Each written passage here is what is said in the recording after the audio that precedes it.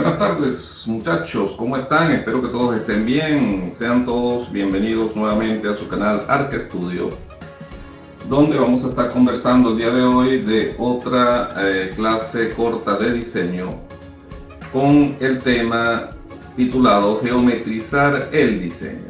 Les habla su profesor William Quilarque y vamos a comenzar.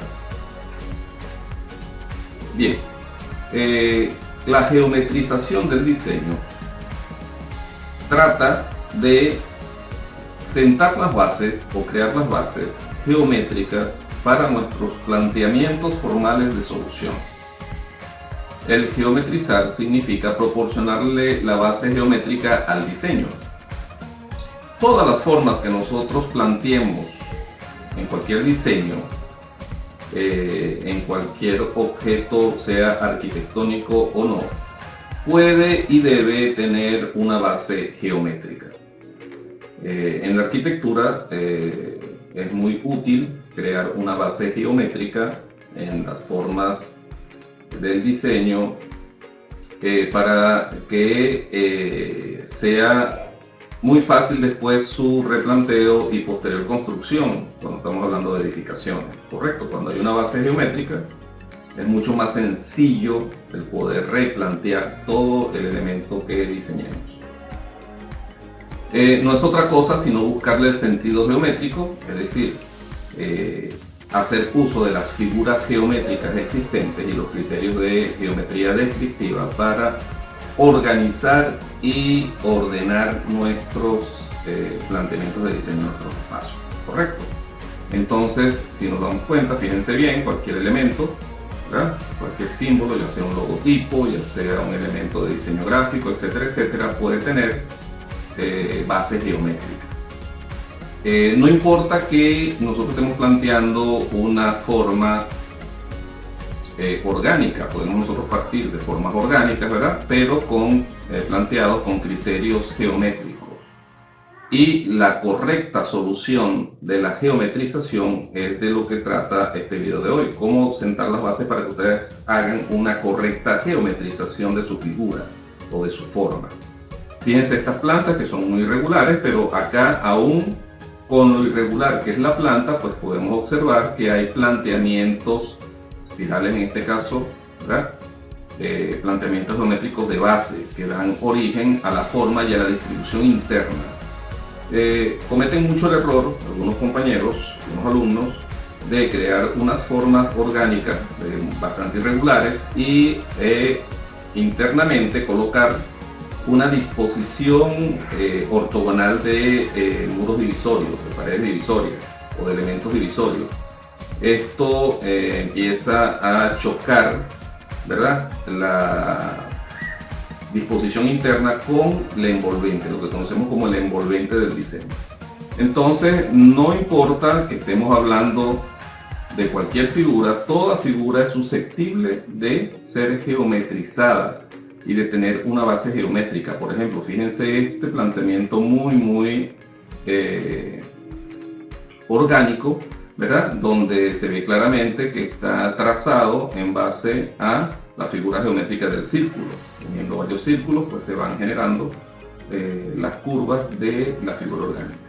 Fíjense esta como ha sido planteada también, ¿verdad?, en base a unos espirales, y la distribución interna, los muros giran en torno a un centro. Para ello, para nosotros poder geometrizar adecuadamente una forma, una figura, una planta, debemos hacer uso de los ejes de diseño, ¿verdad?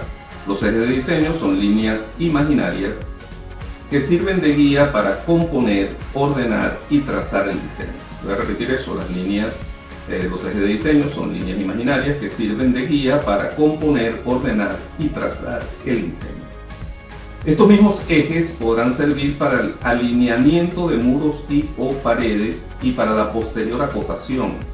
En muchos casos estos ejes de diseño nosotros los planteamos y cuando quedan definitivamente plasmados nos sirven en un paso posterior para realizar el alineamiento de las paredes y la posterior acotación, es decir, colocar medidas, entendiendo la acotación, el hecho de colocarle las medidas a los espacios. y nos permiten saber qué muros o qué paredes estarán encima de otros, sobre todo cuando hay más de un nivel en la construcción. Cuando nosotros tenemos varios niveles, los ejes, la organización de los ejes de la planta baja, nos van a servir para saber cuáles son los muros que están encima de los muros que están debajo. Es decir, si en la planta baja tengo el eje A y en la planta alta tengo el eje A, quiere decir que esa pared que está arriba, que pertenece al eje A, está exactamente encima del eje A que pertenece a la pared en la planta baja. Correcto. Entonces, fíjense que aquí tenemos diferentes ejemplos, diferentes plantas con diferentes formas, y la manera correcta de geometrizarla es la siguiente. Si nosotros tenemos esta figura, ¿verdad?, que es la envolvente, que es una especie de caracol, nosotros podemos plantear un eje paralelo imaginario a la envolvente. Voy a repetir eso. Cuando tengamos una figura irregular, ¿verdad?, podemos plantear un eje paralelo a la envolvente de la misma forma, interna, y después, tratándose de que esta figura, el planteamiento natural de ella, formal, es que nos está diciendo que los ejes van hacia un centro, es decir, que es un planteamiento radial, pues nosotros trazamos esos ejes partiendo de ese centro y vamos a ir obteniendo los espacios, ¿verdad? Fíjense cómo se van armando los espacios cuando yo trazo la paralela a la envolvente y lanzo los ejes hacia el centro, pues fíjense cómo obtengo automáticamente ya los espacios, ¿verdad?, que me van generando la misma forma. Entonces, la envolvente es la guía, es lo que me va a decir a mí cómo voy a trabajar la parte interna. Repito, hay compañeros que tienen esta envolvente de esta forma curva y entonces comienzan a trazar internamente muros, paredes, divisiones totalmente ortogonales, es decir, en ángulo de 90 grados. Y no se debe porque empieza a haber una contradicción entre la forma externa y la distribución interna. Fíjense este otro caso que tenemos acá, ¿verdad?, que es un hexágono. Si yo tengo la figura exterior, la envolvente, pues para obtener los espacios internos trazo una paralela a la envolvente, que es un hexágono un poco de menor tamaño, ¿verdad?, de menor radio, y comienzo a trazar los ejes de manera radial. En este caso puedo hacer uso de las esquinas para trazar algunos ejes rectos ortogonales. Cabe destacar algo: mientras más regular sea la forma en planta, más fácil va a ser desarrollar la actividad. ¿Por qué? Porque más fácil va a ser amoblar el espacio para el desarrollo de la actividad. Cuando tengo espacios más irregulares, como en este caso, pues se hace un tanto más difícil el amoblamiento, aunque se puede resolver, ¿correcto? Y la forma correcta de geometrización de las plantas es como se indican acá en la figura. Cuando trabajemos con círculos, pues nos está diciendo que debemos geometrizar de manera radial las divisiones internas y que puedo usar la envolvente y lanzar una paralela al interior para que me genere los espacios radiales en este caso. Acá tenemos otros ejemplos de hexágonos, tenemos unas figuras acá o unas plantas también irregulares. Fíjense esta, ¿verdad? Esta está geometrizada también buscando, digamos, ejes internos hacia un centro, hacia un eje central. Fíjense cómo yo procuro o trato de procurar siempre que existan ángulos de 90 grados en las divisiones. Mientras más regular sean los espacios, mejor va a ser para realizar el amoblamiento posterior.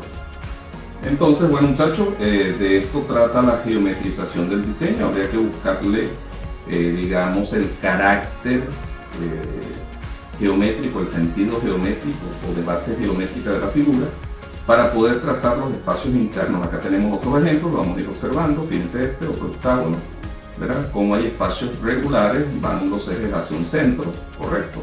Acá está trazado sobre un rectángulo y el mismo trazado de ejes nos va a ayudar posteriormente a organizar los ejes estructurales, lo que va a conformar la estructura de la edificación.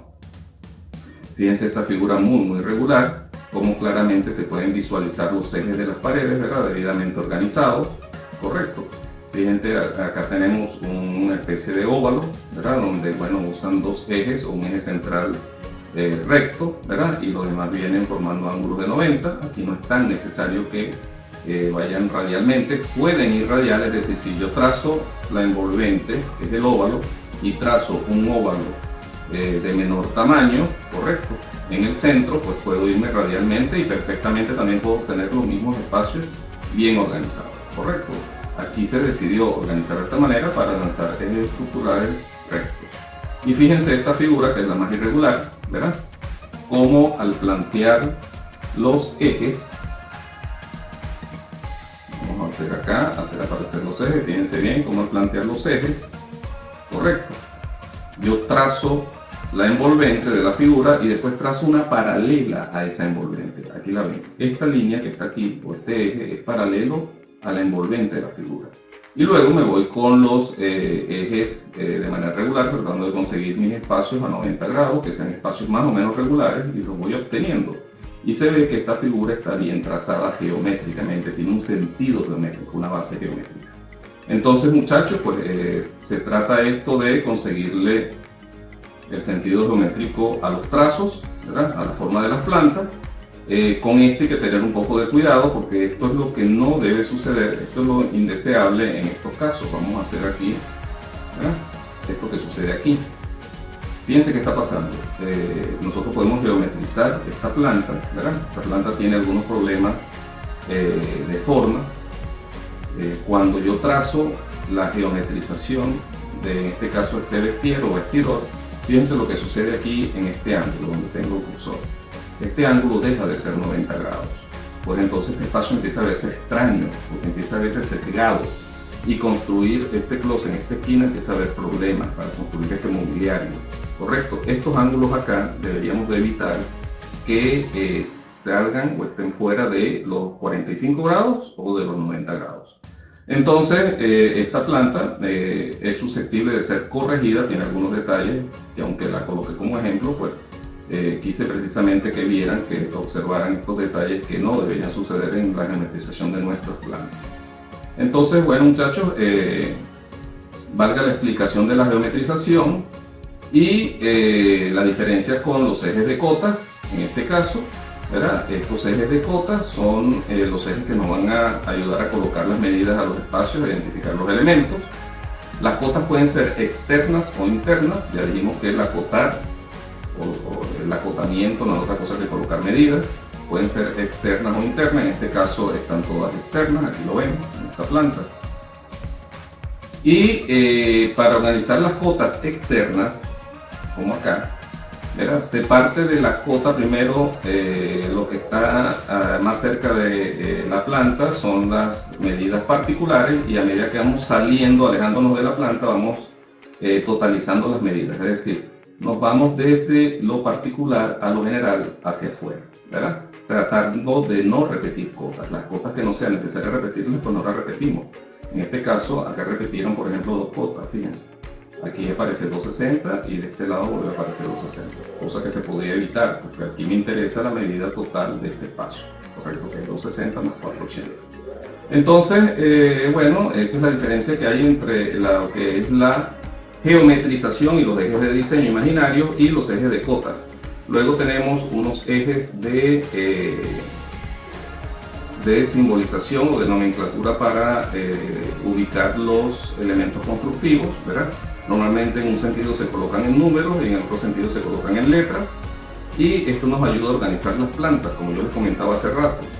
En este caso, por ejemplo, la pared que está en el eje 3, ¿verdad? Si en la planta alta tengo otra vez el eje 3, quiere decir que esa pared que está arriba está exactamente encima de la pared de abajo o del muro de abajo. Fíjense en este detalle, acá tenemos el eje A, el eje C, el eje E y el eje G. Aquí desaparece el eje B, correcto, y el eje D. ¿Por qué desaparecen esos dos ejes? Porque seguramente en la planta alta hay un eje que está indicando el eje B, a lo mejor hay una pared entre estos dos ejes, arriba hay una pared seguramente, y esa pared tendrá el eje B. Quiere decir que me está diciendo en la planta alta que al no existir el eje B en la planta baja, pues esa pared no está encima de ningún muro de la planta baja, ¿se entiende?